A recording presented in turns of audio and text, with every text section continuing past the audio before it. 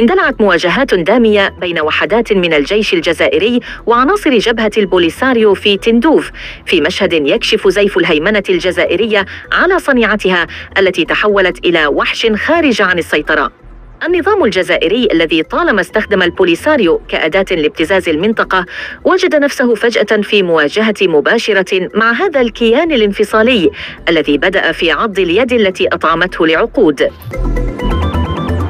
المصادر الحقوقية والإعلامية أكدت أن الاشتباكات جاءت على خلفية صراعات حول توزيع غنائم المساعدات الدولية التي تتاجر بها الجبهة، لكن سرعان ما تحولت إلى مواجهات عنيفة استدعت تدخل الجيش الجزائري الذي أصبح في موقف محرج أمام انفلات الوضع الأمني في تندوف.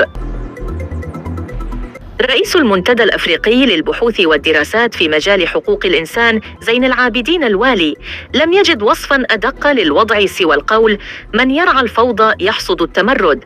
بينما الإعلامي الجزائري وليد كبير أكد أن هذه الاشتباكات لم تكن سوى مسألة وقت، إذ طالما حذر الخبراء من أن البوليساريو قنبلة موقوتة داخل الجزائر، واليوم انفجرت في وجه النظام العسكري. الجيش الجزائري الذي اعتاد على اضطهاد الشعب وكم أفواه المعارضين وجد نفسه أمام عصابة لا تعترف بأي سلطة سوى مصلحتها، وهو ما يضع النظام في مأزق تاريخي.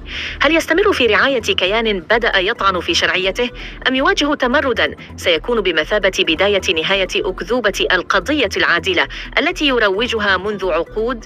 الحقيقة أن ما حدث ليس سوى بداية مسلسل السقوط، فالنظام الجزائري الذي اختار اللعب بالنار لم يدرك أن حريقا قد اندلع في عقر داره، وأن نهايته قد تأتي من تندوف قبل أي مكان آخر.